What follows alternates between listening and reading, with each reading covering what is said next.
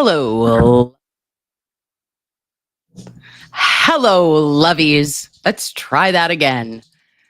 How are we? Oh, Bethany W., thank you for always looking out. I am always battling with the desktop. Thank you. Can you hear me? Am I here? What a wild day. Today, May 28th, 2025 has been. It shall potentially go down in history. It's one of the most awkward days in live court coverage history. And there was a specific moment that almost took me out, babes. Oh, who's she talking to? Is she talking into the boom? Talk to Jesus. Yep. Mary and Jesus are here with us today. And they're going to have to close their eyes when I show this clip. And you know exactly what it is. Let's get into it. 3 seconds to change your life. Ready? Your mark. Get set. But what happens when I spread my load out, when I lay on my bed like this? Well, I don't know, sir. Maybe you should talk to your wife or a doctor about what happens when you do what? But what happens when I spread my load out, when I lay on my bed like this? Oh. Clutching pearls. Where are they? Clutch your pearls, clench your butts, loveys. This was a wild ride. None of us were expecting what happened today. Yep, Valerie knows. Yeah, I got the ick. Yeah, it is Mimi, 100%. Amanda Jackson, she knows. And after an occipital boner, what are we doing right now? Okay. If these are the experts that the Commonwealth of Massachusetts has decided that they needed to pay an initial $40,000 for, and then you hit me with a brand new contract? Oh, that's something to the tune of $325,000. And he gets on the stand and cannot tell us to a degree of engineering certainty what happened on January 29th, 2022. But he sure as hell can tell us this. But what happens when I spread my load out, when I lay on my bed like this? Nope, I'll never get over it. It's going to stay with us. Moving forward, any trial that we cover, babes, we're going to always have that. Okay, that's going to be really, really something that we break out when it's like a code red. When the fuckery is afoot and we have nowhere else to go, that is where we shall travel. We will also note today we heard a little of this. It was a question that potentially KarenRead's Lexus vehicle could have found itself entering another dimension. Going to SpaceX, that bitch. Oh, there's a lot of questions. And Judge Cannoni was not calling balls and strikes as she's supposed to. She was not even reffing like she did in the Super Bowl. She made it very difficult today to enjoy her. So Judge Cannoni cut the shit gently. And with that being said, loveys, we have downloaded day 22 and we are ready to rock and roll. All right. May the force be with you and also with you. Wags asks, but does that Lexus pirouette? Oh, I have clips. I have clips to show you, and we are going to be reviewing trial 1 and the testimony of Trooper Paul. I got a clip from him. You know I did. I clipped it. Clip it. And then we also have Big Neck Daddy Higgins talking all the shit. And we have just a couple other clips that are from actual Lexus Toyota Techstream enthusiasts and or engineering companies that have their heads not directly up their bung holios. And we will reference them. Thank you. Now, I will put myself to the bottom corner No one puts baby in a corner, but people put Nurse Kim in a small box. And let us go. 32-34. If you could turn to slide 130, please. What? Thank you, Can you go back one, Luann. please?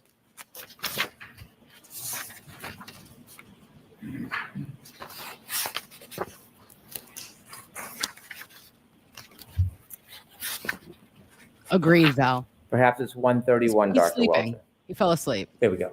Oh, he's back. Could you explain the significance of this slide, please? Your Honor, this is. Oh, could you take that down, Dr. Welcher? Thank you, Mr. Brennan. Just kidding. We're going to move forward. Yesterday, when we left off, I had asked you, So we need to take this slide down. Yeah, could Sorry, you could take the PowerPoint down, please. I was in a different spot on this line. Judge Canoni is like, hey, yeah, can you take this down? We've already talked about this at sidebar. And Judson B. Welcher, JBW, as we refer to him in the hood, he said, oh, it wasn't there in one of my other renditions. Okay, because we're going to learn there has been many a edit done to his PowerPoint presentation. And it was not done in Mrs. Rice's class when we were discussing photosynthesis and grade 3. Thank you. Hold on a second. Yep, figure it out. He doesn't even know how to use the desktop or the laptop, rather. Right, that's better. Thank you. Thank you. Sir, I had asked you yesterday about some of your opinions. I Right. want to ask you about some of your opinions relative to that last effort that you made regarding testing between the Lexus Scatty and your arm. Correct. You had mentioned earlier on in your testimony that you reviewed a number of pieces of information and offered that you relied on some of those pieces for your opinion. Can you share with us, for this part of your analysis, what pieces of evidence or information did you rely on for the opinions I'm going to ask you? Relative to the testing on the arm contact on the taillight. Yes. So it was the physical evidence at the scene, the photographs of Miss Reed's vehicle, to a certain extent, my analysis of the Ring doorbell and the One Meadows event, the nature and Excuse me, Your Honor, pardon my interruption. I just want to know if you're reading from something or not reading. Looks like he's counting on his fingers. Are you reading from something? no, I am counting on my finger. Okay, thank you. So, I am Yep. He's counting on his fingers. Okay. Because maybe this is a 3rd grade class. But I did want to say that even in like the early part of testimony today, I saw that he was kind of in a mood, even with Hank Brennan. And it was a little challenging today. And everybody can't be on their A game all the time, right, lovies? Some days you have a great day. Some day you have, you are dealing with people, humans, okay? Some might feel like aliens. Some might feel like they're extraterrestrial. But every once in a while, you get a who down in Whoville, okay? Who is such just a real piece of work. Someone who takes you to places emotionally, spiritually, and physically that you are like, shut the fuck up. What are you talking about? It was men are from Mars and assholes are from Uranus. That was what happened today with Attorney Alessi and JBW. counting on my fingers. The Ring video doorbell, Mr. O'Keefe's height, the type of shoes he's wearing because I need the same type of shoes. My exemplar inspection where I matched up the heights, the locations of the lacerations, and then the Techstream data as well. That information that you considered, in addition to the Techstream data you considered, considering both those areas of information, do you have an opinion to a reasonable degree of engineering certainty in whether the damage to the defendant's Lexus is consistent with a collision with Mr. John O'Keefe on January 29th, 2022 at around 12:32 a.m.? So there's been two potential theories that I've seen on that issue. One is a glass was thrown at the rear of the vehicle and shattered it. The second one was an impact to the arm. If the impact is basically more than approximately 8 miles an hour, it will likely break the taillight lens. Okay. And Shaylin, I totally agree with you, babe. I still cannot literally get over the fact that this man, that an expert, someone paid for a biomedical engineer to retest and do a reconstruction. And in his thought process, he said, I probably should dress up. I should cosplay as a fallen Boston police officer. That is never going to make sense to me. And it kind of feels as though he's saying this to all of us. But what happens when I spread my load out, when I lay on my bed like this? Yeah. You spread your load out. You sure did, Judson. No one wanted it. It was non-consensual. You know what I'm saying? Okay. Do you have an opinion whether, based on the data and based on the physical damage and your testing, whether that is consistent with a collision or a impact with Mr. John O'Keefe? It is consistent with a collision as long as it's greater than approximately 8 miles an hour. Do you have an opinion whether it's consistent with an impact or collision with Mr. John O'Keefe on January 29, 2022 at around 12:32 a.m.? With that caveat, yes. In your testing, did you consider, or do you have an opinion to a reasonable degree of engineering certainty, whether John O'Keefe's injuries on his arm, inevitably in the back of his head, are consistent with being struck by a Lexus identical to the defendant's Lexus on January 29, 2022? Yes, What's your opinion? that it is. It is consistent with being struck by a Lexus and ultimately contacting a hard surface such as frozen ground. Oh.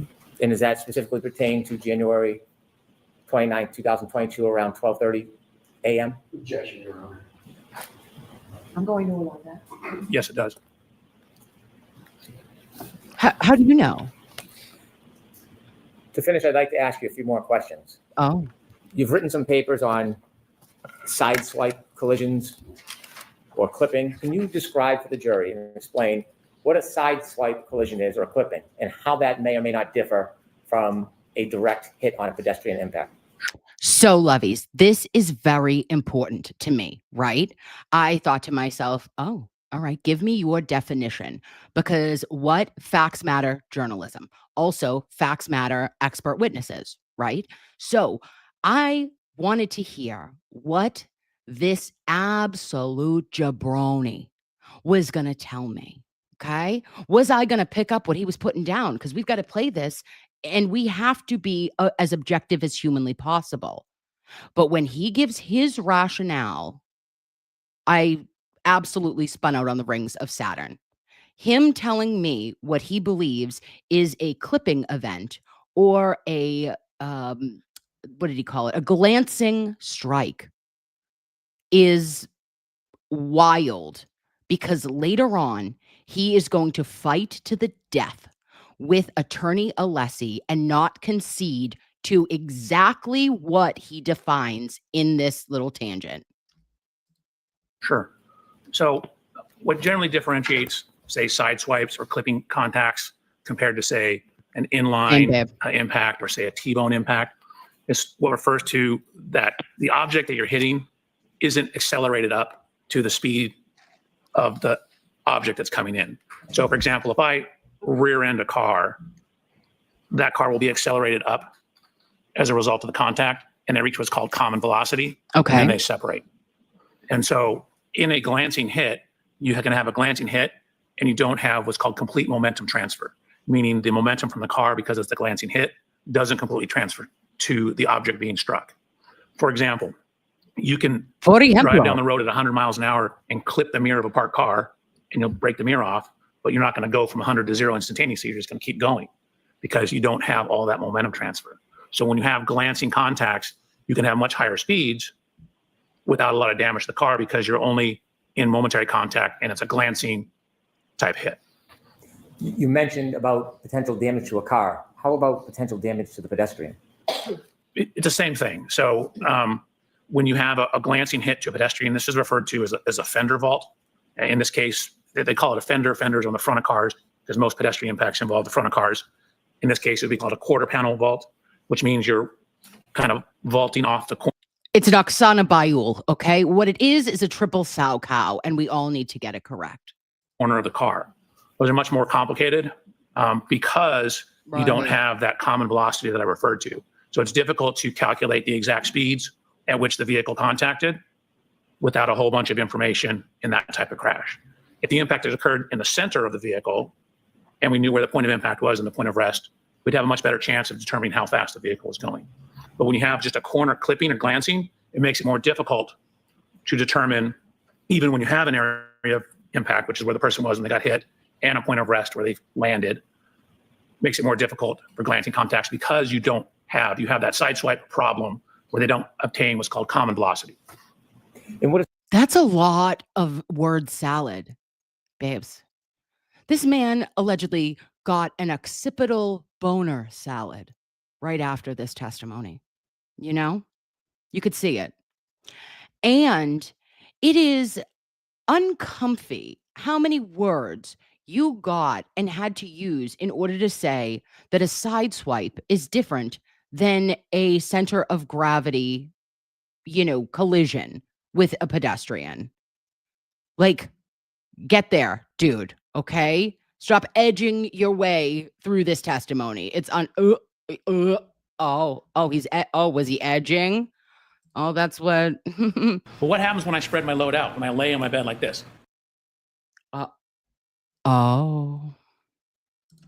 are some of the other difficulties in attaining specificity in a side swipe or being hit by a quarter panel as opposed to a fender? So for a pedestrian, correct? Yes. So pedestrian impacts and how you move post-impact are very sensitive to your exact body position. For example, whether your right foot is on the ground or off the ground, whether your left foot is on the ground, off the ground, whether you jump up in response to the crash. Simply raising and lowering your arm changes the amount of rotation that's going to happen. So, quick question, babes. Are you telling me, good sir, good JBW, that you don't know the vital information, including anatomical position and body mechanics of Officer John O'Keefe being struck by KarenRead's vehicle, allegedly? And you're conceding to that because everything matters? Whether a foot was raised, whether you retracted your arm, all of this matters. And yet you can't, with any specificity, determine what actually happened. Tiny Jesus, Mary, Mother of God, I need you to intervene. Post-impact motion of the person. So cadavers, crash dummies don't have any muscle reaction. So the motion of a crash dummy is just going to be like you're hitting a dead body, to where people will step, try and regain their balance if possible, will do additional activities that alters where they come to rest. In your studies of direct pedestrian collisions by front or back bumper, as opposed to side swipe or clipping somebody, is there a similarity or difference in type of injuries that you see? Yes. Oh, And what is the difference? So in direct centralized impacts, you tend to get much more severe injuries. Really what's occurring is you're getting that momentum transfer. So it's more, you're accelerating the person up to the vehicle. They can wrap onto the side in front of the vehicle at higher severities. Their head will hit the hood, their head will hit the rear of the vehicle. So when you have that direct contact, there's actually more momentum transferred to the actual occupant. There's more applied force to the occupant as well. with the occupant. Are we When talking you about see the direct pedestrian? impacts, is there ever the existence of lower body extremity injuries, broken bones in the legs? So there can be both, depending, and again, it's very sensitive to where the foot is on the ground, whether the foot's on the ground, as well as the severity of the crash. In the presentation that I gave at the Actual Reconstruction Collision Safety Institute on pedestrian injuries, I went through all the literature on lower extremity injuries and looked at what parameters affected that. And so depending on how it was loaded. I saw someone on Twitter, Loveys, that said, oh, it might have actually been Turtle Boy. He said that Welcher is the Walmart version of ARCA and called him Walarca. Ah, and so the John O'Keefe cosplay and Chloe and the Woofness protection program is going to keep me up at night. Babe, we've all been kept up at night, right, KT? We are sitting here just living on a prayer, taking every type of allergy medication possible. We are NSAIDed up. We are Advilling, okay? I have a heating pad and stress headaches on a daily basis. I feel you, babe. Some at 15 miles an hour had no injuries. Some at 15 miles an hour had some fractures. It depended on how exactly the foot was loaded. Is it uncommon in sideswipe pedestrian accidents to see no lower body broken bone? No, it is not uncommon. Have you had cases that you've studied or been involved with where you've studied the effect of a sideswipe or a clipping impact where there's an absence of broken bones in the lower body extremities? Yes. Yeah, but it's very limited. It's very limited. And then he is going to provide us with a case study that is going to be a little bit difficult, babes, for you to see. It's coming up right now. And I just want to say, if you are triggered by imaging that is difficult to look at, it is another case that he recounts and goes over the injuries. It'll probably take me about 10 minutes to go through it all. So if you need to jump out and jump back in, I love your face and I understand. Okay. Amber Metlin, thank you so much. Levy said, after lunch, both days, this guy needs his BAC taken. He seemed a bit tipsy to me. Maybe he needs to go lighten his load. Well, we know he's a dramatic gay starfish, babe. He is Patrick adjacent from SpongeBob SquarePants. And, whatever you need to do to take a load off, Sally. Oh, Sally Port. Oh. And Mrs. Parks, that clip of the load you put on X has over 33,000 views. I think I might be 7,000 of the views. Just saying. I love you, Parksy. And I have watched it one too many times. Let's hit it for good luck just because we're obnoxious and it's a Wednesday night. Wacky Wednesday. But what happens when I spread my load out, when I lay on my bed like this? Someone's screen name, if somebody would change their handle to Dramatic Gay Starfish, you will be my favorite best friend from out of town. I'd ask you to turn to slide 139, please.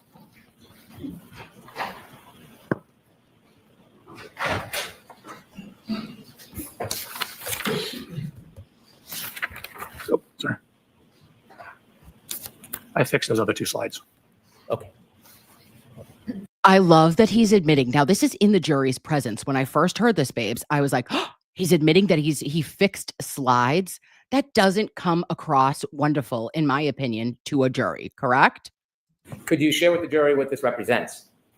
Sure. So this was a trial that I was involved with in downtown Los Angeles.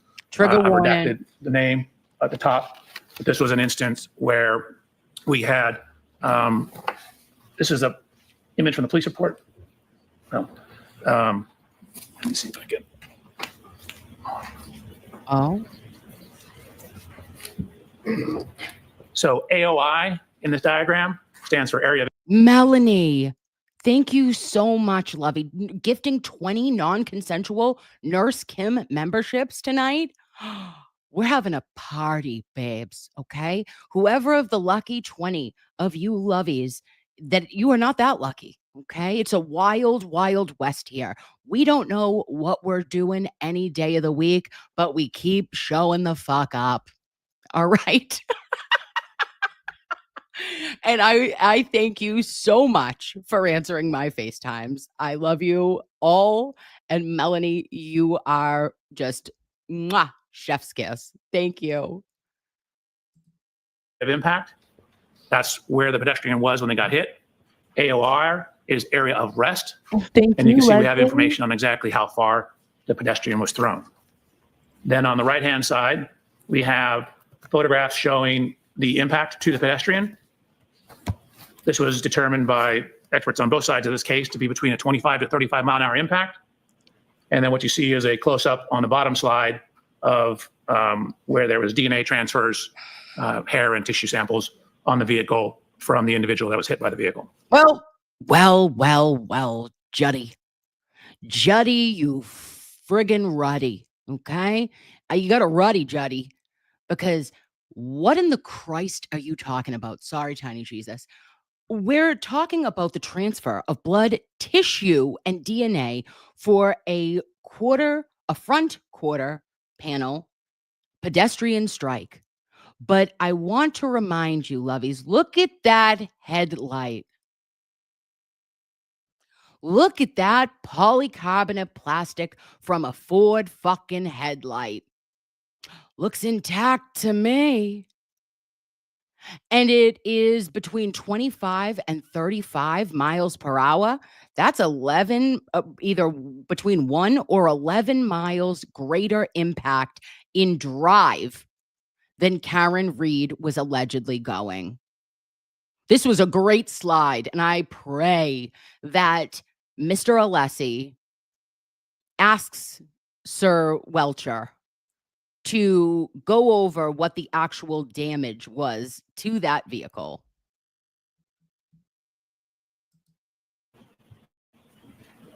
Next slide, please. And what does this represent? So Oh. this is the decedent in the case, the person that was hit. He was killed at the scene. Okay, lovies, I'm going to go through this quick because I don't want to have it up because I know it's very sad. God rest the soul of this decedent. And I do want to bring your attention to this right upper extremity. Wow. Okay. Like, wow. You can clearly tell that there is significant impact and injury, including but not limited to what we will go over in the traumas. But also, if you are noting, we are seeing additional markings in the abdomen, the side of this decedent, and you can see a large bruised area, hematoma, contusion over here. He's bleeding heavily around where this has been clearly redacted, and they had done a lot to try to save his life, and they did resuscitative efforts. But also note, babes, that there is a difference, a huge difference, not only in the miles per hour in which this was accident occurred at, but also that it is on what? Cement, the road. And that impact and injury is going to be markedly different than the impact and injury of someone who lands on grass and ground. I don't care that they're saying that it was frozen murder ground. We know better. What you see on the left-hand image. I'm just going to get it to where he has the words. Oh, okay. There you go. Thank you. I'm sorry to. Yeah, no, my pleasure. Thank you. So at the top, he had a severe brain injury, which again is the most common injury in pedestrian crashes. He did have fractures of the right 11th and 12th rib and a liver laceration. If you look at the extremities, it says right upper extremity. Again, that's from the shoulder to the end of the hand. Extremity wound with vascular injury. So no fractures. If you look where I was talking about the multiple abrasions, so when they're looking at the lower extremity. Okay, babes, let's go over all of the trauma, right? Together, we're here. We'll work through it with each other. Blunt force trauma, right subdural hematoma, subarachnoid hemorrhage, interventricular hemorrhage via CT. They found all of this. Fractures of his right posterior ribs 11 and 12. We know Officer John O'Keefe did have actual fractures to his ribs, but that was right at his sternum at ribs 4 and 5 when he was receiving compressions via the Lucas machine. Then bilateral hemothorax and pneumothorax. His lungs collapsed. Liver laceration. Oh, that's unaliving you. Okay. Also, right upper extremity wound with vascular injury, multiple abrasions to the right knee, 3/8 of an inch by 3/8 of an inch. Right knee, left anterior leg red, and these are the abrasions. Lower back, right lower back, left buttocks, posterior right leg, and right ankle. Tell me how. Riddle me this, lovies. How in God's green earth did Officer John O'Keefe only have one small round abrasion to the right posterior of his knee, right? To his lower extremity? That is it. And Judson B. Welcher is trying to sell us a theory that all of this is similar and is a good case study. But you're showing that we have trunk injuries, abdominal injuries, organ injuries, clinically severe, life-threatening. We know that, yes, the upper extremity wound with that vascular injury, that was horrific. His right upper extremity, that was a very, very, he could have possibly needed an amputation, a below the elbow amputation. And this is indicative of a motor vehicle accident, a pedestrian a pedestrian car strike, right? But we know that Officer John O'Keefe only had the fatal blow and a 1-inch laceration to the back of his cranium. We also know that he had abrasions to his right upper extremity. From his resuscitative efforts, they had the rib fractures, 2 of them. And then he had a small abrasion to the outside of one knee. No internal bleeding other than the hemorrhages the petechial hemorrhages that came from the alleged hypothermia. But these weren't blunt trauma impact. This was bad. This was a bad case study, my guy. They're noting a number of red marks, but there was notably no fractures to the lower extremities. Thank you. You can take that down, please. Okay.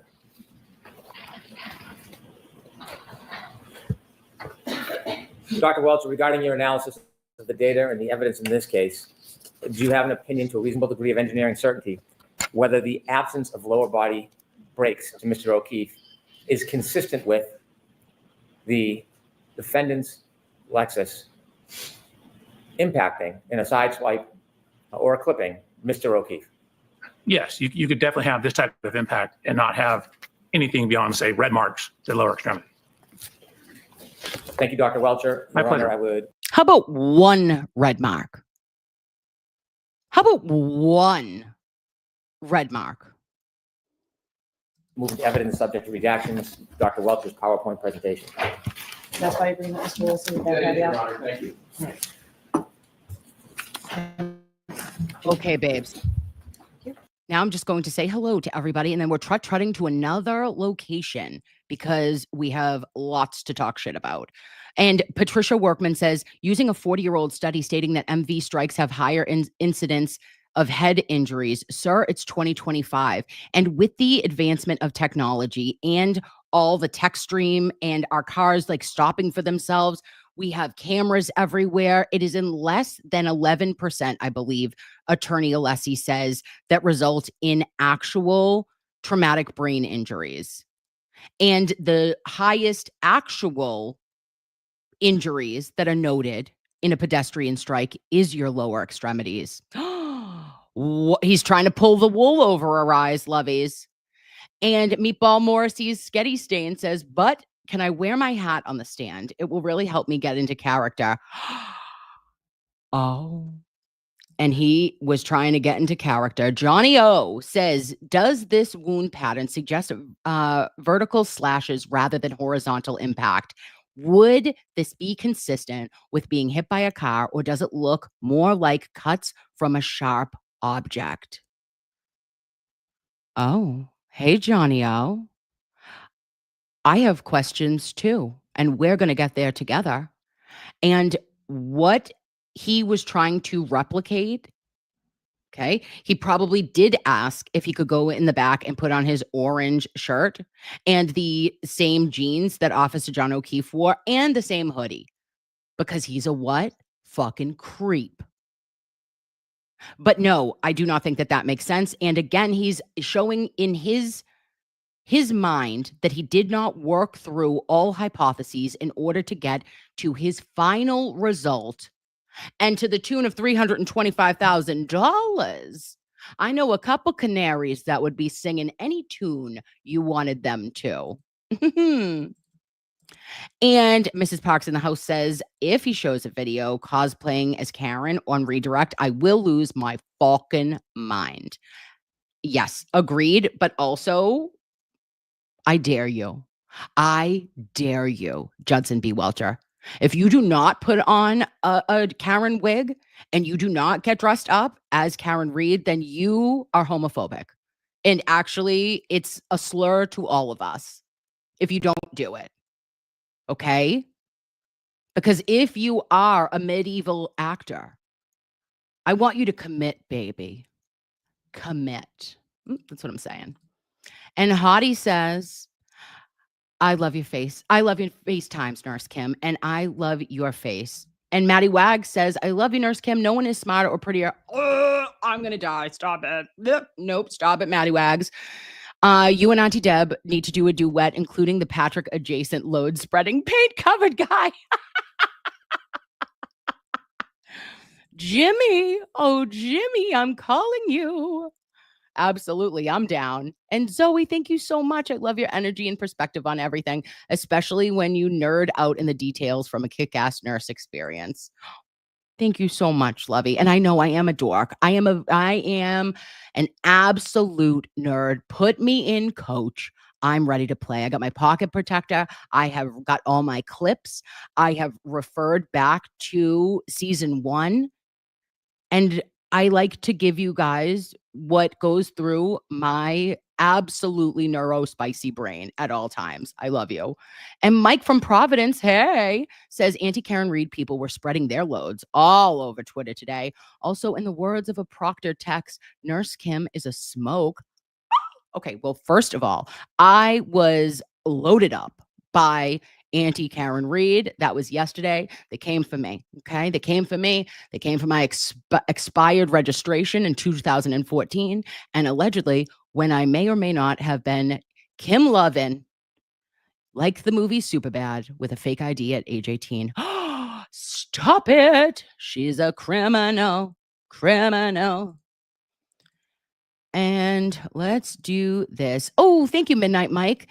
Has been a consensual member of Nurse Kim's house for 2 months. It's been 2 months that I appreciate, Midnight Mike. And I love your full moon, babe. This guy kept pointing at Alessi. Don't piss off, BA. Oh, I like that. And I don't think you should. And Chastity, nope.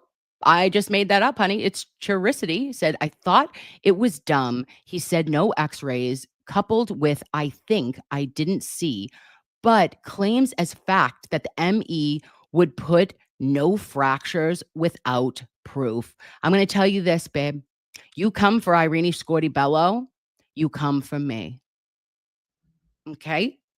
Gloves off. If you are going to talk shit, get hit, in my opinion. Verbally, not physically. And now we are where? Let's get physical. In the beginning, correct? Yes.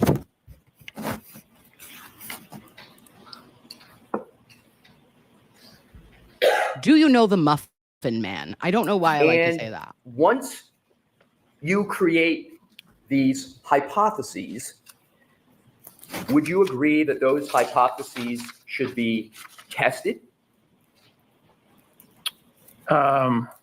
So if you take the word testing to mean testing compared to testimony, compared to physical evidence, yeah. Testing 1, 2. Test. Is this thing on? Oh. And when you test those hypotheses, isn't it often the case that particularly in your line of work, the one that most consistently produces the same injury will emerge as the mechanism of injury? I guess it depends on the scientific evidence behind it. Again, sometimes we get very unique injuries. So my question, sir, is this. Mhm. Isn't it the case that when you have multiple hypotheses, Well, hypotheses. the one that most, out of all of Write them, it's your a relative notes. thing, the one that most consistently produces the same injury emerges as the mechanism of injury? Is that a fair statement? I think generally, again, it's on a case-by-case basis. You have to look at the science and the facts of what you're basing it upon. I think as a general premise, what you're saying is accurate, Okay, but there's exceptions. fair enough, but it's a general. He's like, oh, was it okay, hold on, let me think about this. A hypothesis.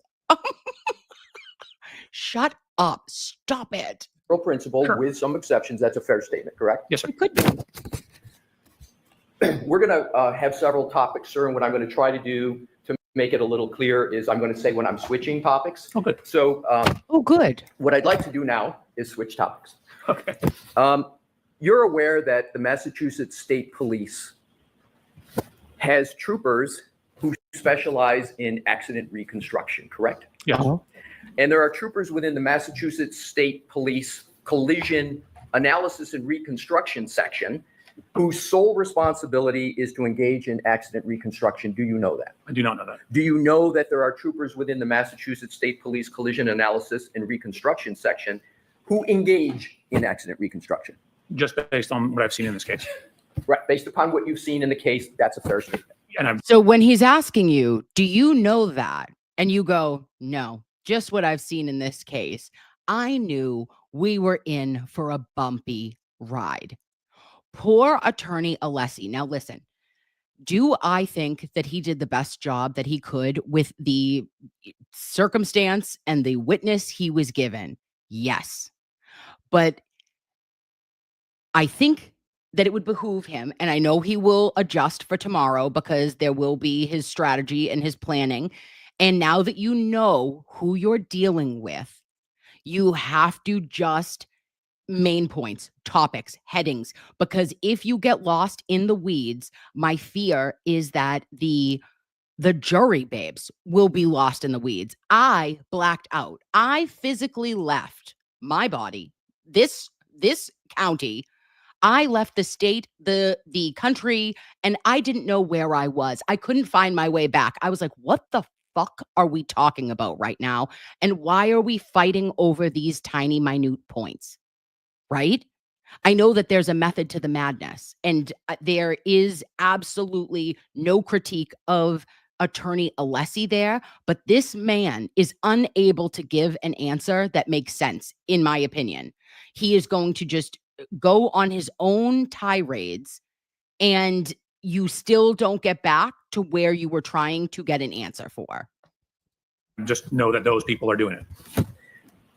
Are you familiar with a Massachusetts state trooper named Joseph Paul? P-A-U-L? Oh, I am. Yes. And you Well, I'm know, familiar with his reports. I don't know the man. okay, familiar with Trooper Paul through his reports in this case, correct? Correct. And are you aware that he was assigned by lead investigator, former Trooper Michael Proctor, to be a constructionist in this case on January 29th of 2022, as evidenced by that report or those reports of Trooper Paul? Do you know that? Well, you put a lot of things in there. I know he Oh. issued a reconstruction report. I don't know who told him to do it. So the first party question, I don't know, but I did see a reconstruction report from him. You were retained, and so do you recall, is it the date, January 29th of 2022? Is that a rough time period of him being assigned, or you don't know when he was assigned? Don't know. That might have been in his report, but I wouldn't have paid attention to when he received an assignment. Do you, Your air quotes are disrespectful. Okay? That that felt disrespectful to me. Welcher. Okay? Judd. Cut the shit. know when the date of the first report of Trooper Joseph Paul in this case? I can pull it up. I do not know off the top of my head. You know Stop. that the Don't look at date that. of the Don't incident do in it. question is January 29th, 2022, correct? Correct.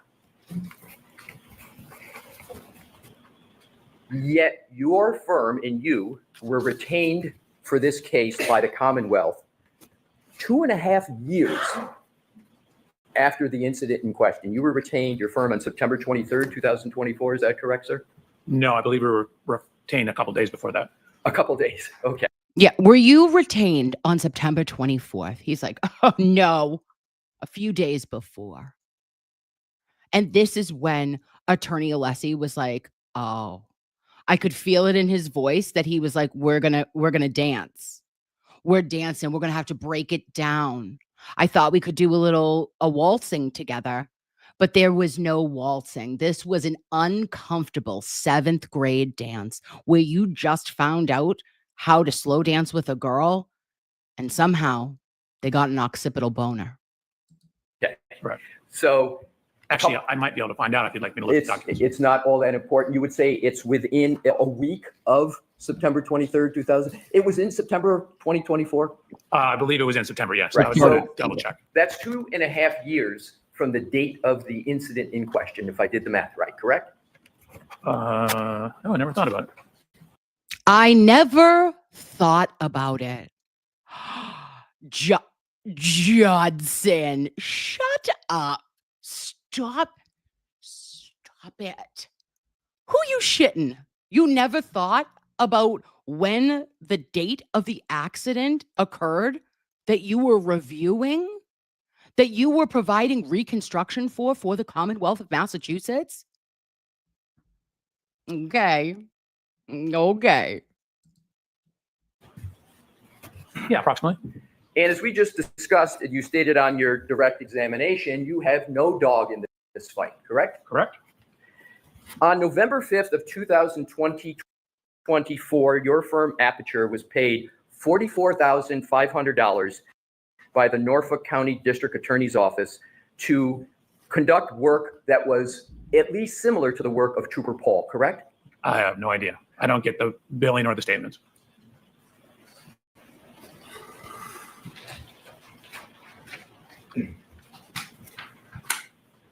Do you recall whether Aperture do you believe Aperture is working for free in this matter? Oh, no, I don't believe that. No, So we're an engineering company. We bill for our time. So you know that Aperture is getting paid for its work in this case, correct? We are billing for our analysis work. Well, you're not just billing, you're billing and getting paid, correct? So I have not seen any of the payments. I would assume that we're getting paid, but I don't know that. Sir, you are a senior vice president of Aperture, are you not? I am. You would know, wouldn't you, if your firm was not getting paid for work since September 23rd of 2024, wouldn't you? No, probably not. Usually, No, Scott. I wouldn't know that.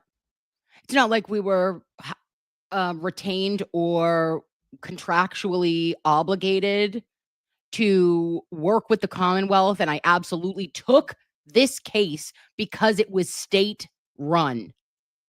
You are a Commonwealth witness. You are the expert. And I nearly dropped my basket, babes, when I hear how much they ended up renegotiating and getting an amended contract for coming up now. it takes, 9, 10, 12 months of not getting paid before the accounting department reaches out to me. Exactly. So you've been on this for 2.5 years. So if it would take 9 that was months or incorrect. 12 You got months, if you excited. weren't getting paid, you would have been notified by that by now, correct? According to your own answer you just gave. I've not been on this case for 2.5 years. I'm sorry, sir.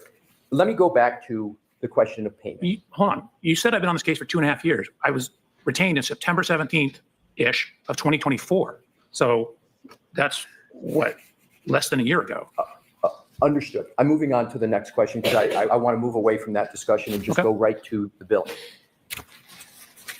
You, as you sit here today, do not have a recollection of whether Aperture has been paid. Is that your testimony? It has nothing to do with recollection. I'm not part of that process. We have an accounting department. I don't have any involvement in that. So is your testimony you have no knowledge about any contractual relationship between Aperture and the Commonwealth? Oh, no. I was sent a contract by the Commonwealth to sign. So I'm aware of the contractual agreement, but the day-to-day or month-to-month invoicing and billing, I'm not involved in that. Okay. So you're aware there's a contract between Aperture and the Commonwealth, I signed it. and you signed it. And was it that contract obligating the Commonwealth to pay for the services of Aperture? Isn't that the purpose of the contract in part? In part, sure. Yeah, it's a legal obligation of the Commonwealth. Your firm does work and the Commonwealth pays for it, correct? That's the idea. And so you know about that contract because you signed it. Correct. And this is different, babes, than ARCA, okay? Because Dr. Wolf and Dr. Rentschler are not senior vice presidents. They are employees of Aperture. So they actually don't know if the company has been paid, but they absolutely know that their time they gave to their supervisors or whomever, and that was sent out. But a man that signed the contract and is a senior vice president is full of shit all the way up to their eyeballs if they're going to tell you that they do not know if they have been paid, especially with the amount of money. Also, you testified on direct that there was a purchase of a Lexus exemplar for your testing. Correct. Who pays for that Lexus exemplar? Aperture? And is that then cost passed on to the Commonwealth? No. So you pay for the Lexus. You don't pass that cost on, correct? So what we're doing is we paid for the Lexus. We're keeping it till the trial's over. We're selling it and charging the Commonwealth the difference in the price. Exactly. That was where I was going, sir. So, But they're only paying the difference. So, and in theory, if we sell it for more in California, then we'll reduce the bill. okay, I don't want And in theory, if I can get a deal, okay, and get more money for this vehicle, this $80,000 vehicle, that is a secondary car that they got because they already were able to test via Karen's vehicle, but we needed to buy an exemplar. And you might make money on the purchase. The Commonwealth might get a couple of G's off their bill. Shut up. Shut up. to speculate. I just wanted to see what the obligation was. The if- obligation is the difference. We sure did, Exactly. Lindsay. So the obligation is the difference.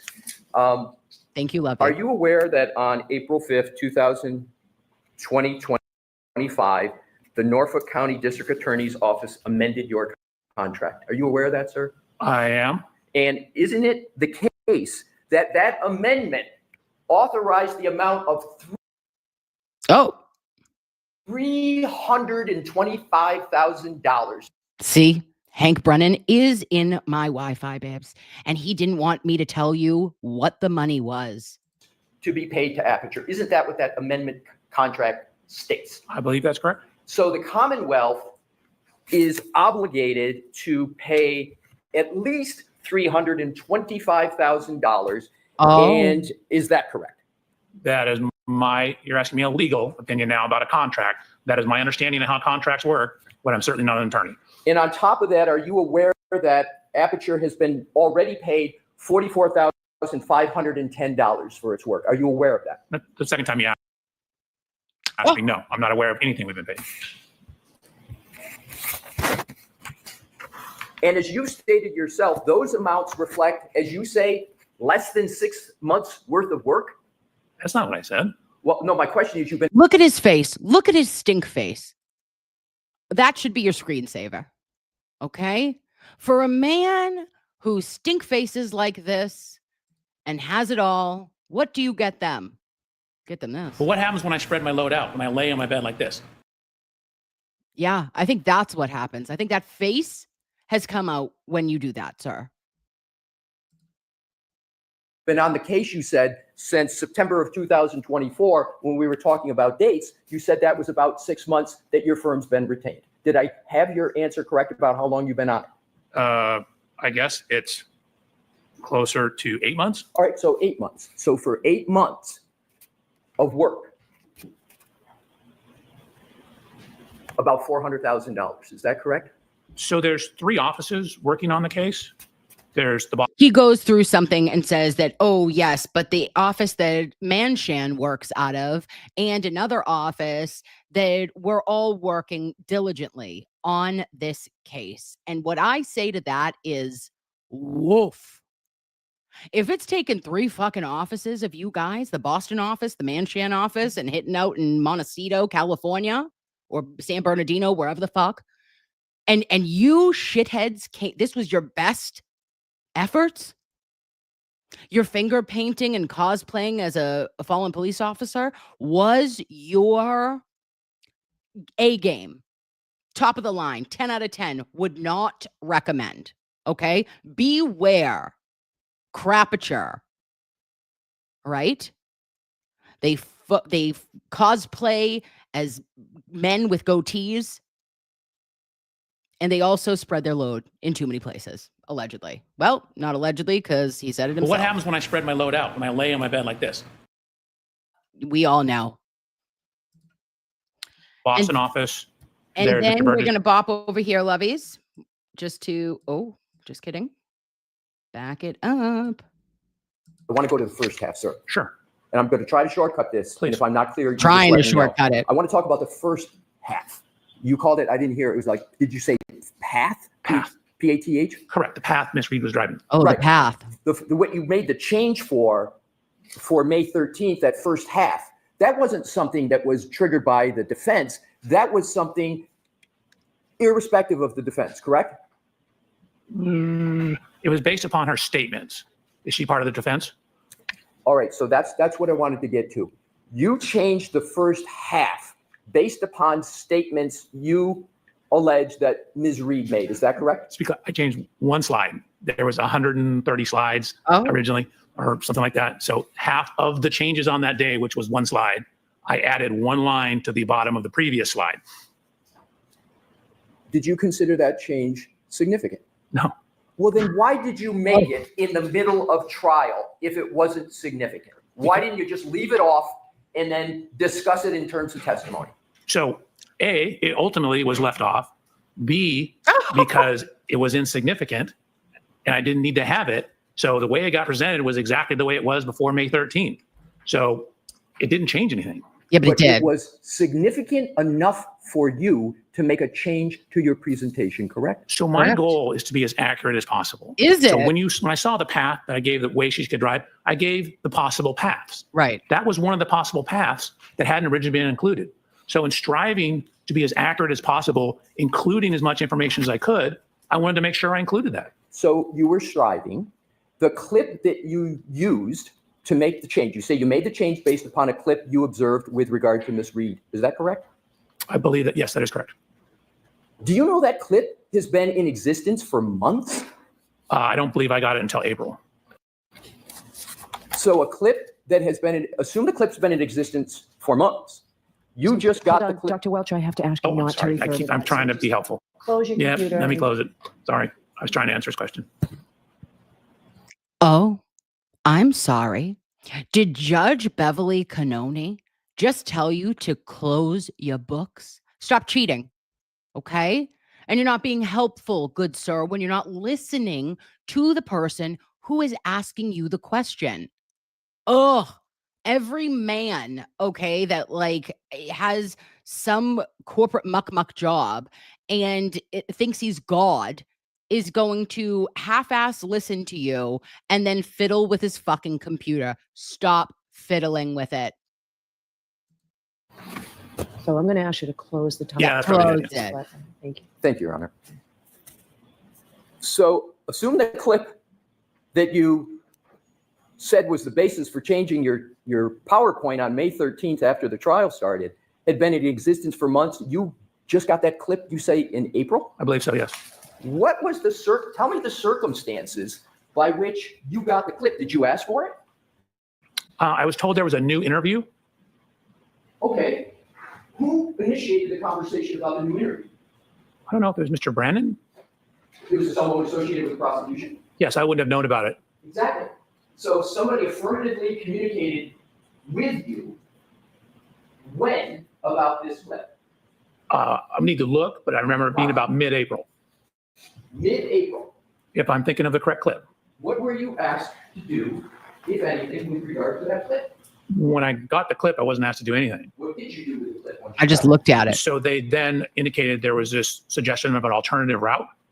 So then I looked at the alternative route, description and added the alternative route. So it was suggested to you by the prosecution that you look at the clip and they pointed out that there was an alternative route they wanted you to look at? So I took it to be, we have additional evidence. Please look at the additional evidence and add it to your analysis. Oh, that's what you took it as. Really? I don't know if I actually believe you on that, good sir.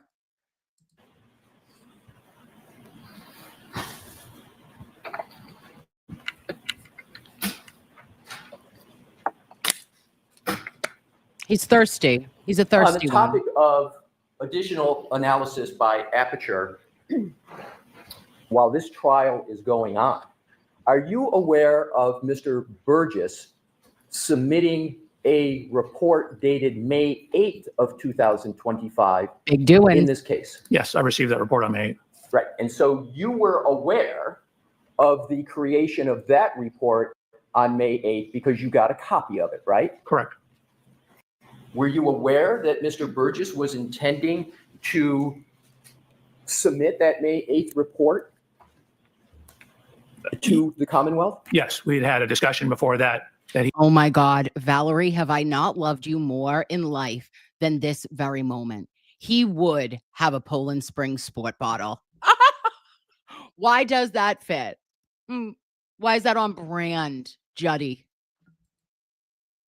he had found new information that changed the timing. Oh, he had found new information. What is your basis for saying he found new information as opposed to the information always existed? It's just it was pointed out to him that that should be looked at. What's the basis of your understanding that he found new information? Objections to the question. I'm going to allow the question, but you have to ask it differently. Mr. I will, Your Honor. Thank you. What is the basis for the statement you made that Mr. Burgess found new information? I guess it was his meeting in our discussions. He indicated that he had found new information. Did you ask him, what do you mean by new? No, I took it at what it said. So do you, as you sit here today, have any basis to say that that information is new as opposed to it's always been in existence? Yes, What is that? what he told me. Oh, so you relied upon the representation of Mr. Burgess. You didn't have any independent document to determine whether in fact it was new. I don't quite frankly care whether it's new or not. I just care what's in the data. Whether it's new, old, I don't care. Oh, and Loveys, that's when we found out that he is an absolute fugazi. As attorney Mark Betterow would say, it's Chinatown. Am I right? Because for you not to admit that it is very odd and off-putting that not only a new report was submitted by Aperture, by his subordinate, aka Manshan Burgess, in the middle of this trial, but he just took him for what he said. Oh, I got new info, and we're going to fit our square peg in a round hole. Hell or high water, Tiny Jesus, and Mary, Mother of God do not agree. All right? And you just kept going. I don't care if it's new or old. I just wanted to use it. I'm sure you did, babe. I'm sure the fuck you did. Because you've also been using everyone else's shit and you based your entire presentation and PowerPoint off of Trooper Paul's presentation. And you deny it at the end of the day. But I have proof. It's not relevant to what I'm doing. I don't. Well, it is. It is. Now let's go to 248, Loveys. We're cooking with gas. Mechanical engineer to quantify the force acting upon a person to determine the cause of their injuries, correct? That is part of what we do. It's part of, but it is therefore something that a biomechanical engineer does, correct? Given sufficient data, yes. So you know do you know what a force calculation is, sir, when I refer to that term? I believe so. What do you believe it to be? Well, force is usually a physical measurement, but you can also use Newton's second law, which is force equals mass times acceleration. That's exactly what I wanted to get to. Newton's second law is, and sometimes referred to as the second law of motion. And in the second law is force equals mass times acceleration, correct? Correct.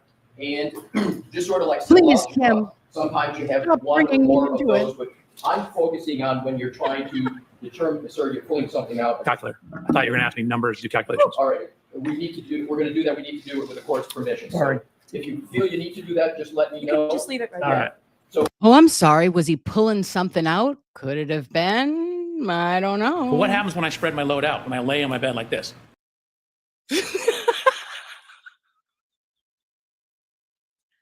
Sorry.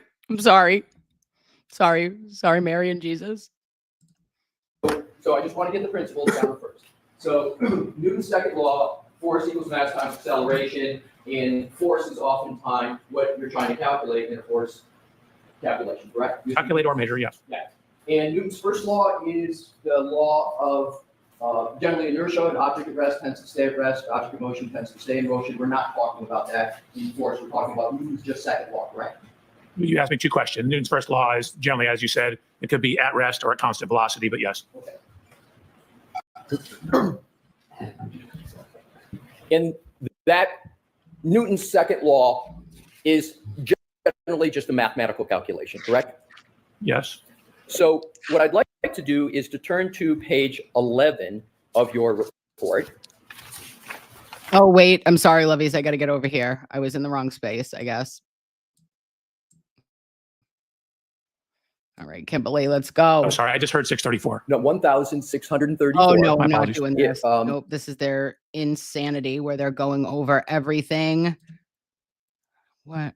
Crashes, which results in a higher propensity for lower extremity injuries. It's the higher extremity crash that causes the head to either slap into the hood or the window and or bounce off, to where if you get the lower severity crashes, you can still maintain a standing posture. So it wouldn't surprise me if that's accurate. So you would agree that as of January 2022, the most common injury as a result of a pedestrian motor vehicle collision is one to lower extremities. No, I wouldn't necessarily agree with that date. And again, you have to look at frontals versus rears. So you can test That's what she said. that the most commonly understood injury as a result of a pedestrian motor vehicle collision is injuries to lower extremities. Maybe that's about a source. So I'll allow the question. So I'd want to see the data. Again, most cars, for example, this Lexus has a pre-collision system in it that will start to apply the brakes if it senses a pedestrian at the front of the car. And so for frontal collisions, it's transitioning, taking what were head injuries, because they're more severe, higher speed crashes, making them lower speed crashes and shifting the injuries to the lower extremities. Just like airbags shifted the head injuries away from the severe ones, and we started getting more or higher ankle and lower leg injuries. Okay. And this is where we stop. And this is where we bring in our additional media, our additional stuff. And also, we're going to bring this up.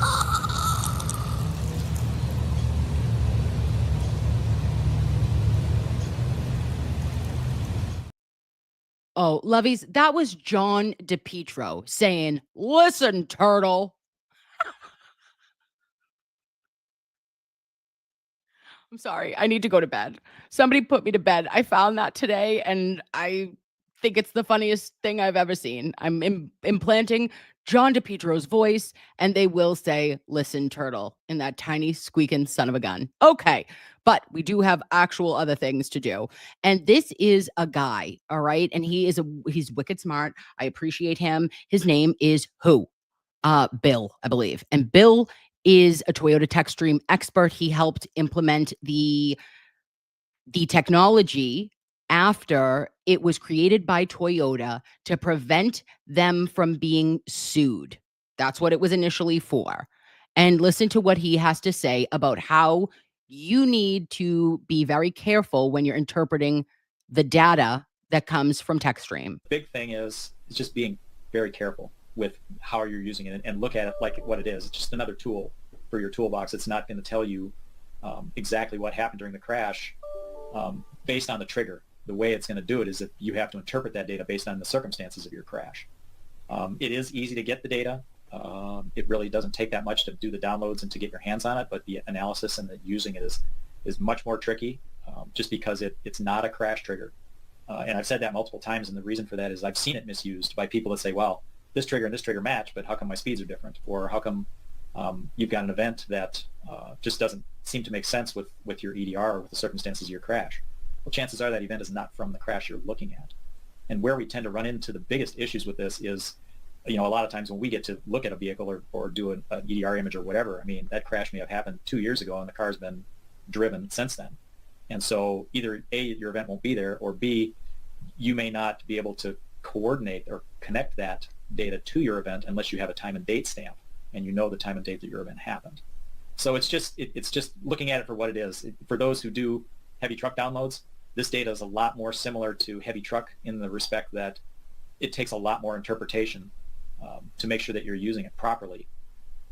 As we're not using it for what it was intended to be used for, right? Toyota did this to protect themselves, I believe, from unintended acceleration claims and things like that, where the data that we get for EDR, that really wasn't intended for what we're using it for either, but it's much more user friendly because we've been using it for years. Oh, and that led me to another question then, Loveys. If it should have a date and timestamp because they were able to collect the Techstream data. This wasn't part of the chip off. This was Toyota Techstream, right? So let's have Bill tell us when it would provide a date and timestamp from directly Toyota Techstream. How are you able to differentiate when that trigger occurred in a relationship to an event? There's a few different ways. If the vehicle is equipped with a navigation system, you will have a time and date stamp for when the particular trigger occurred. So if you know the time and date of your crash, that makes it relatively simple. If you do not have a navigation system, unfortunately, you will not have that. Well. Riddle me that, babes. Because KarenRead's Lexus vehicle, her 2021 LX 570, had a navigation system. So where in the actual fuck are the date and timestamps? Because we've got Manshan out here just free balling, living on a prayer, okay? Doing the clock analysis and a stopwatch and using the data from Officer John O'Keefe's phone that indicated a 3-point turn and using that as the anchor of what the fuck ever. Where are the date and timestamps? Because it should be present. All of this shit came directly from the Techstream data. You are hiding something. Because I bet the house on the fact that KarenRead's Lexus did provide that date and timestamp, and that the Commonwealth knew that they could not use it unless it magically disappeared. Unless they were able to say that that key cycle 1162, that they could manipulate it and make it work. So then I found these other little characters, okay, on the World Wide Web. And they were telling me about other options that come with the Toyota Techstream since 2019. Let's fucking listen to them. Hey, boys. For example, in a pedestrian crash, a car versus a pedestrian, a lot of the times we're going down and trying to download those vehicles, but there's not an event, right? Due to, a car hitting, a pedestrian, it's not enough to wake up that module. Explain how Techstream, can be important in cases like that. Yeah, sure. So if you don't know, it takes an event of a certain magnitude to actually wake up the EDR or the black boxes on these vehicles. Otherwise, they basically record. Anytime you went over a speed bump, it would make a recording. So there is a threshold that it has to meet to wake up the computer to make a recording.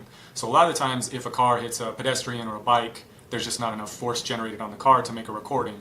And that's a great place where Techstream, the vehicle control history on these Toyota and Lexus vehicles, will actually pick up those events because it might have a pre-collision warning or a pre-collision sensor wake up, see that a collision's incoming, or there may be rapid steering, rapid braking, rapid acceleration, that it will actually trigger a recording and get the crash when the black box data may not have. And Seth, we've seen this now in a few cases where it will actually pull multiple pictures that it will start taking leading up to that event. Do you mind explaining that? Yeah, that's one of the great advantages to the Toyota Techstream data is in certain events, it will actually record photographs leading up to what triggered the event and after it. So a perfect example is I had a case, it was a nighttime case where a car is traveling down the roadway, they hit a pedestrian at night. I downloaded the vehicle's black box and didn't get an event because the forces weren't big enough to wake up the computer on the black box. However, we did do the text stream and we actually saw the entire event. We saw the speed of the vehicle as it came in, when it applied the brakes, steering, et cetera, et cetera. But in addition to that, it was great because we had photographs showing the pedestrian crossing the road, impact, and the actual location that it occurred at. Okay, lovies. So now we have multiple actual fucking professionals, right? That are saying, hey, babe, there have been so many advances in the tech stream and all cars, right? Over the last couple of decades, but specifically in the last decade or so. And I got to thinking, why was there no date? Why was there no time? And why was there no photo? Because we know that KarenRead's Lexus had a backup camera. So, what was the actual trigger? Toyota Techstream has stuff like ABS, or it has things like the rapid acceleration, but there is something called like pre-collision. And it provides you with all these different options, right? Or like all these different codes that will tell you what was happening. And none of them indicated that this could have been the accident or an accident. And we know that the EDR, the black box, didn't show anything, but it has been my belief since day one that Trooper Paul, when he requested this a year later in February of 2023, that he did not know how to interpret it correctly because it was the first case he ever had received Techstream data. And now we have these apachas class, right? Chapping each other's asses, circle jerking around town and telling you that sure, this fits. But for a cool nearly 400K, I think a lot of people would say whatever they needed to. And we know that ARCA, with government contracts with DOJ and the National Hockey League, that they say that they're unequivocally convinced that KarenRead did not strike Officer John O'Keefe with her vehicle on January 29th, 2022. Boop. Oh, just saying. All right, babes. Now let's tuck and roll. We're going to 4:45, 4:33. I lied. Oh, this was lunch break. Let's jam out.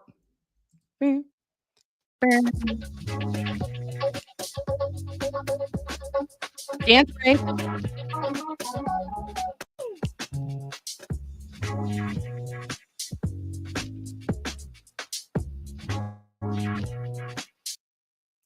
Could have been better song choices, but we digress.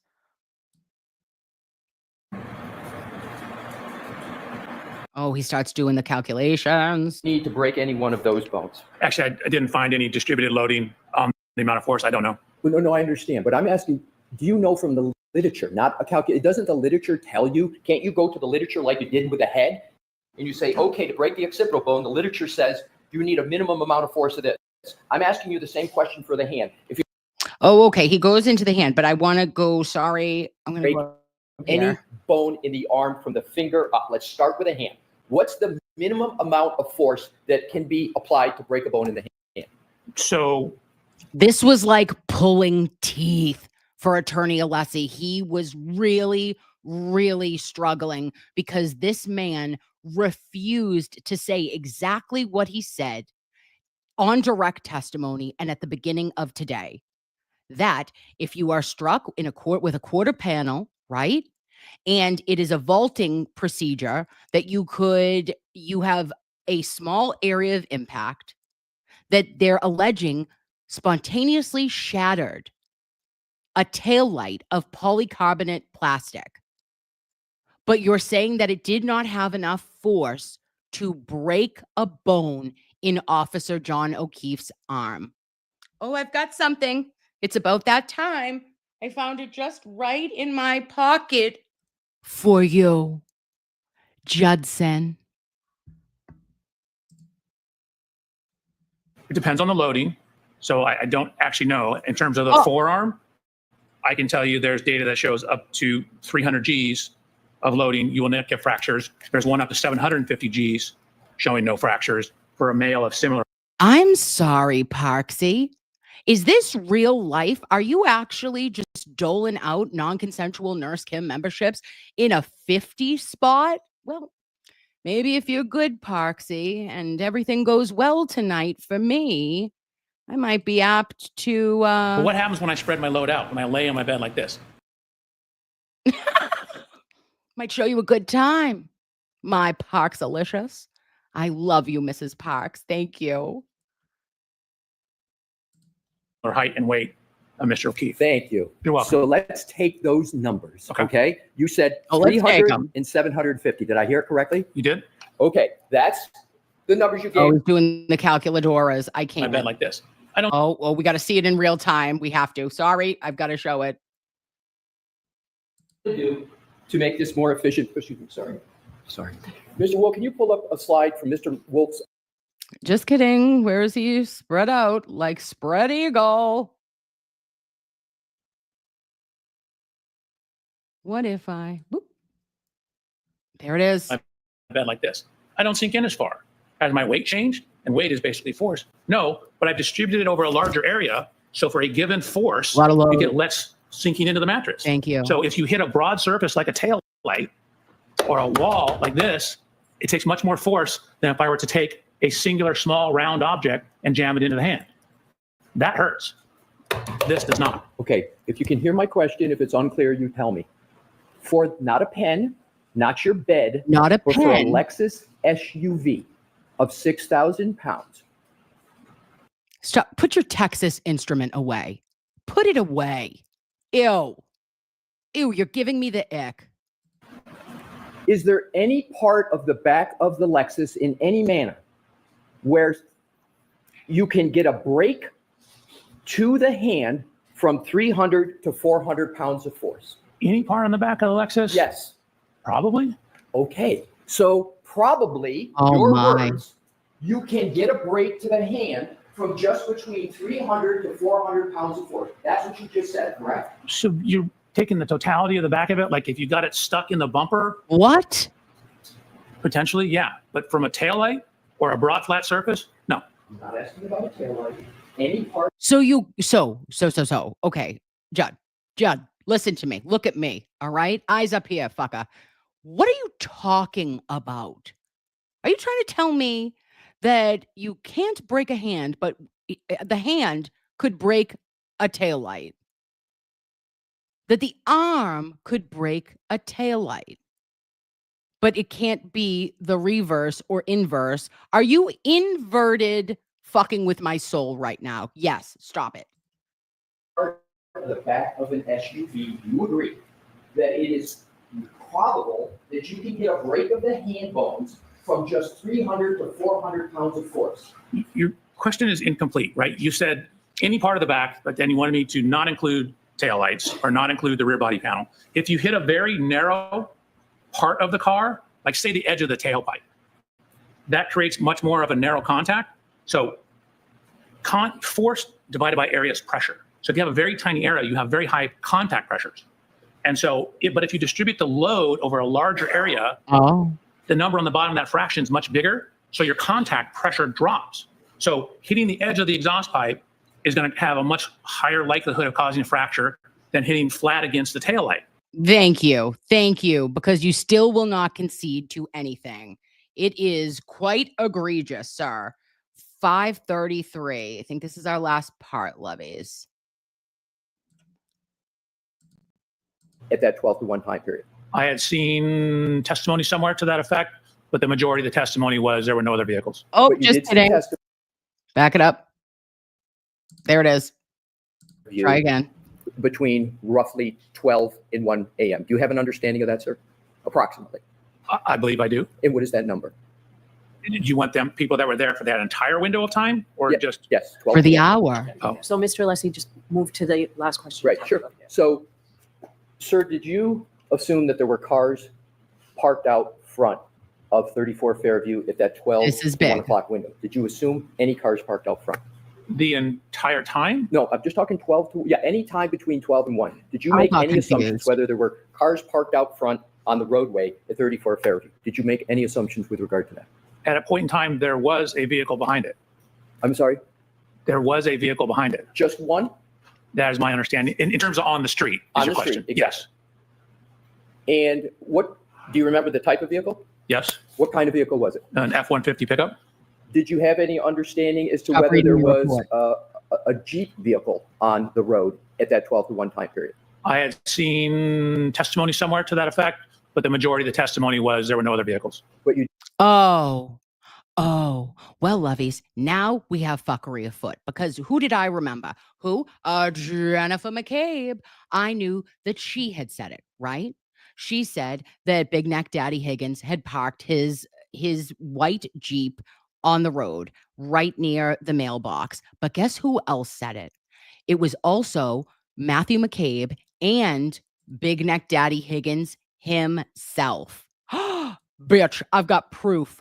1.0 style. Let's go. If you could direct the jury's attention to, if you see it in this photograph, where you parked your Jeep at. So the back end of the Jeep would have been right around the mailbox itself. And the edge of the driveway is right there. I wanted to make sure that I was not blocking the driveway or blocked in. And so the front of your vehicle would have been pointing in which direction? I believe that'd be going towards Chapman Street. And so which part of your vehicle was closest to the house, the driver's side or the passenger side? So the passenger side would be closest to the house. So you parked along the front of the house sort of with traffic, correct? Yes. Oh. Big Nick Daddy Higgins. So if his vehicle was there, if it was, let's just say, then how would KarenRead's Lexus vehicle have gotten to the acceleration in which it did that this mother humper is going to tell us right now? Make it make sense. On his arm to the physical evidence on the car and then running a test to see if dynamically those matched up. So it's, I didn't have it hit the exhaust pipe, for example, because there was no assertion it hit the exhaust pipe. There was no damage to the exhaust pipe. So it was based upon the evidence, and the testing was done to test, to use your vernacular, the hypothesis that that's where it came from. Sir, have I ever asked you anything about a tailpipe in any of my questions today? No. Yes. I have not. I've never Yes, you asked. have. You asked me about the totality of the rear of the Lexus, which includes the tailpipe. All right. I am not going to be asking any questions that involve the taillight in any fashion. So what I'd like to do is to go back to the question that I'm asking, which is, did you consider, as part of the scientific method, in terms of more than one hypothesis, did you consider in your analysis any other orientation of Mr. O'Keefe other than the one you selected for your paint test? Yes.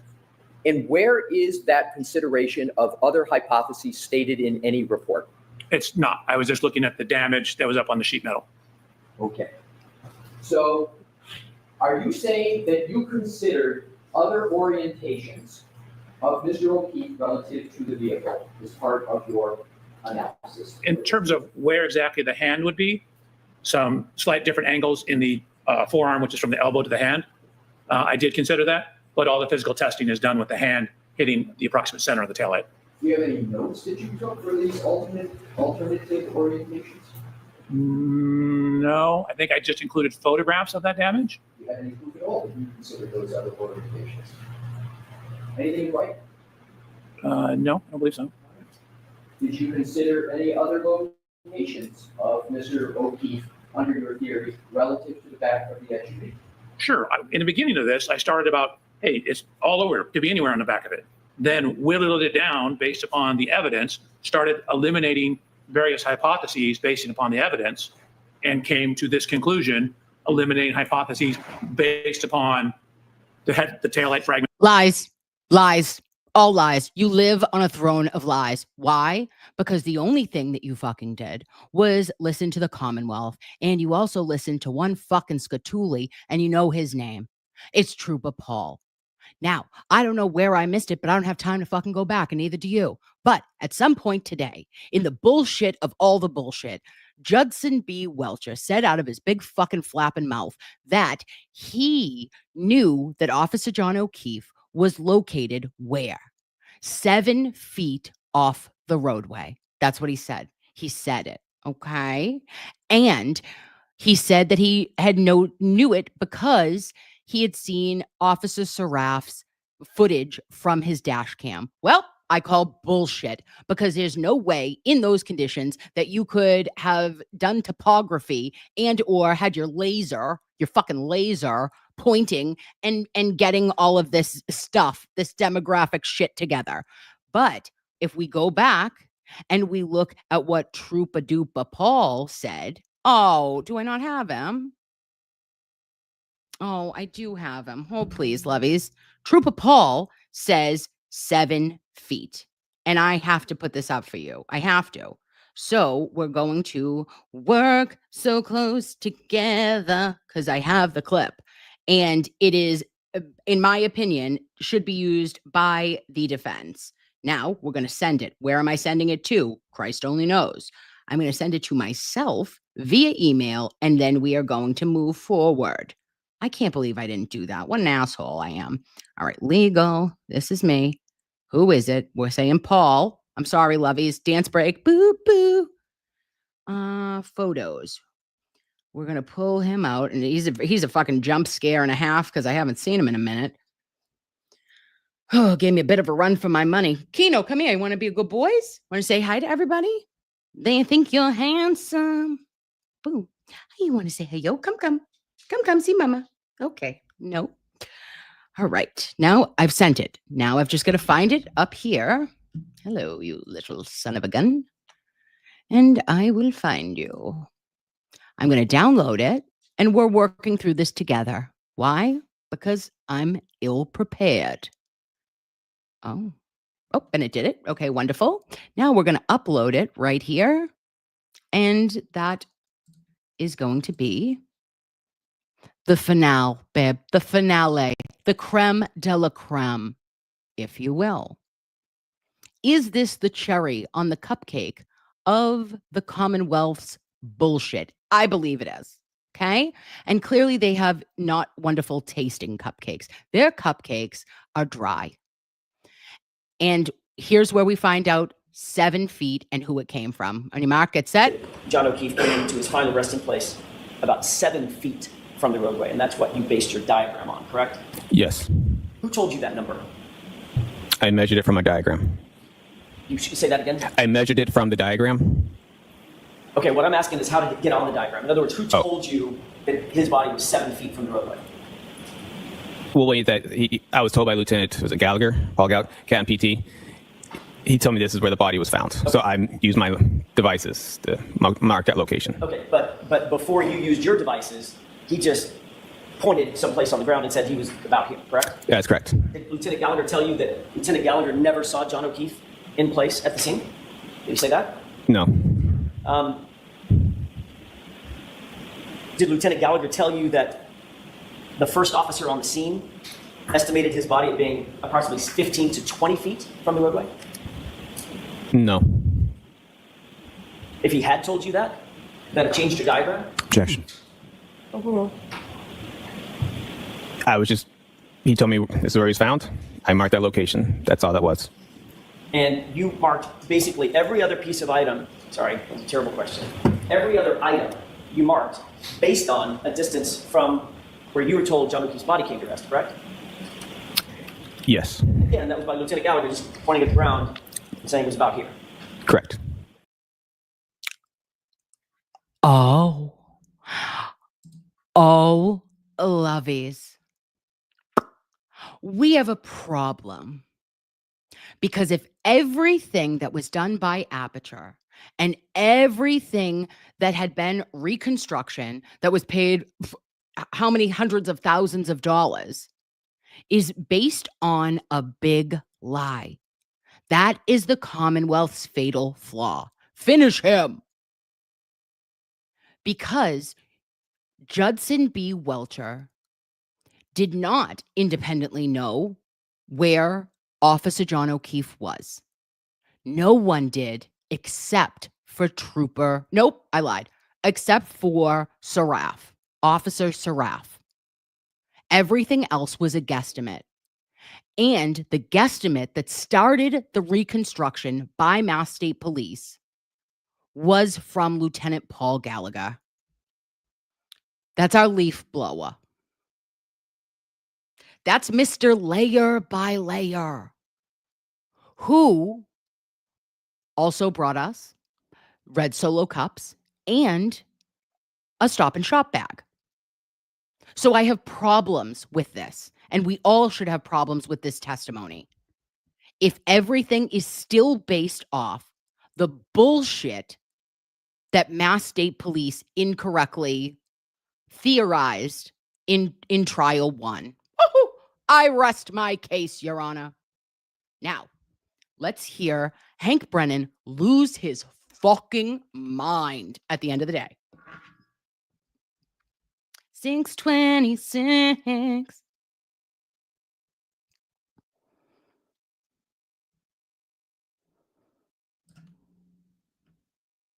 That is all directly from the autopsy report, is it not, sir?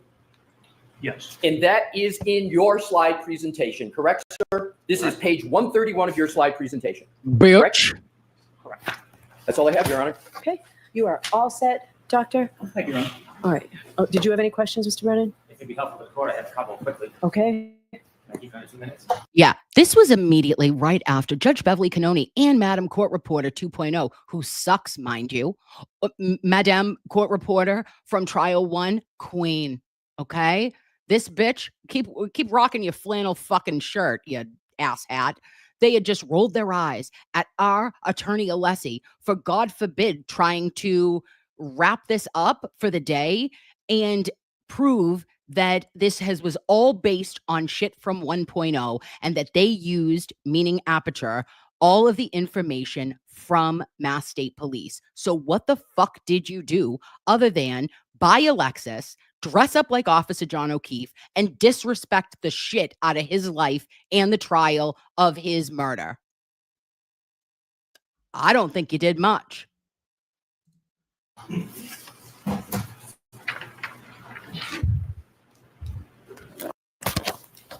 Dr. Welcher, you were shown a photograph of the street of Fairview Road. Did you know that didn't come from Trooper Paul? It came from the CERT report, and Trooper Paul then took it from the CERT report and put it in separately in his presentation. Did you know that? No. Nope. No. Because it didn't come from the CERT report. Hank Brennan, you're making another material misrepresentation to the fucking court. One more time for the people in the back. It was Lieutenant Gallagher who told him at the scene where Officer John O'Keefe's body was around about. You walking fucking weasel asshole. Sorry, Jesus. I will say Hail Marys.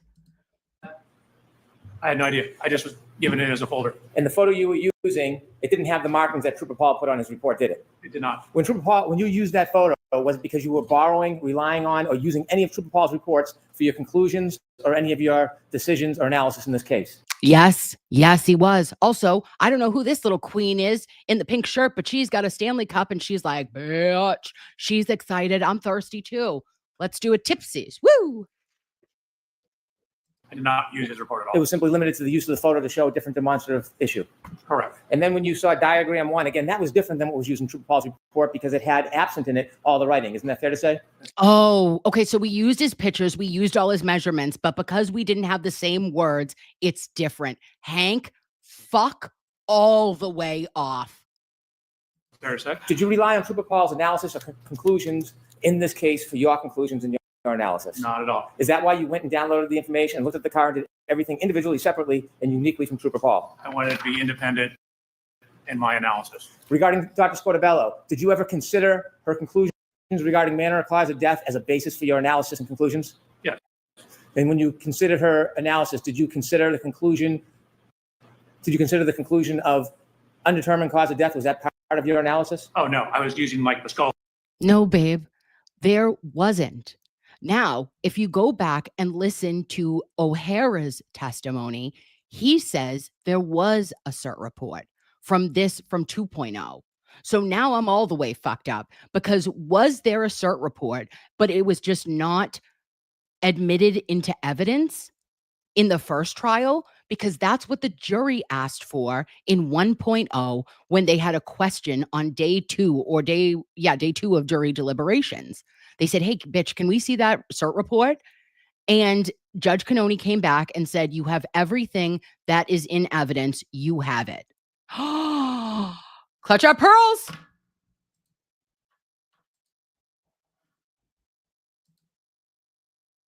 Fractures, the description of the injuries. So you were considering the information in her autopsy report? Correct. How about her conclusions? Did you rely on her conclusions to do your studies or any analysis in this case as far as cause of death or manner of death?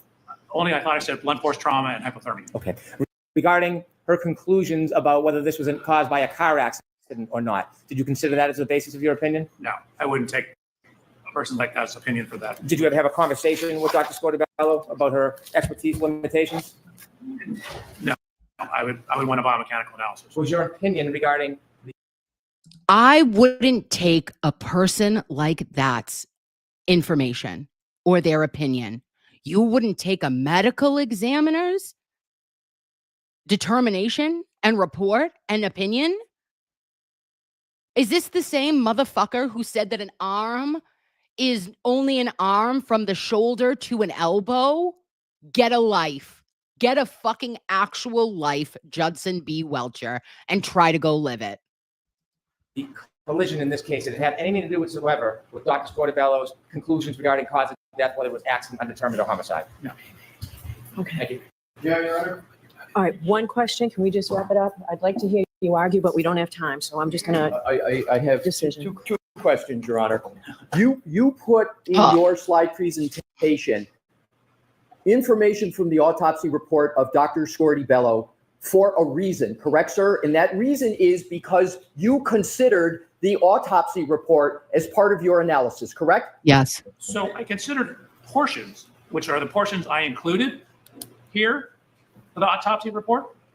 And part of those considerations were the final diagnoses. We can put that back up, Mr. Woke. But you recall the slide that you had has the final diagnoses of Dr. Scotabello, and you put that in your slide presentation because you considered that as part of your analysis, else it wouldn't be in there, correct? So the final diagnosis is in there. There's a line, then it says cause of death, and then manner of death. Right. The things I highlighted are the things I thought were important. So the highlighting on slide 130. So the final diagnosis, again, does not include cause of death. It does not include manner of death. There's that horizontal line demarcating those. You want to know why, Judson, instead of being a lying sack of shit, an actual shit sack, it's because the cause and manner of death do not and will not benefit the Commonwealth, who retained and paid your company almost $400,000 to agree and to prosecute and persecute KarenRead. The important things that I was looking at are the under or highlighted, which is why I highlighted them. Exactly. So the ones that you highlighted, you considered are from the autopsy report. That's why you're highlighting them, right, sir? You considered that. Correct. Thank you. No questions, Your Honor. I appreciate that. So I'm not going to let you argue now. I'll hear you very briefly tomorrow before we stop. But Mr. Leslie, how much longer are you going to be tomorrow? Fix your face, Beverly. Fix your fucking face gently, and I mean that with all due respect. So rude. How much longer are you going to be? It's going to be a minute. All right. Attorney Alessi said it's going to be how long, babes? Another half a day. Okay. It is not. It'll be a day and a half because we're working with someone who is not easy. Okay. This is a difficult witness who will not concede to anything. So you are dancing around and trying to get somewhere with him without being combative back. Tomorrow is a half day. Okay. We're going to end at 1:30. We know that Judge Beverly Canoni needs weekends. So on Friday, she's going to be itching to get out because she wants to be what? Knee deep in clams down the Cape. Pool's open. All right? She's got shit to do.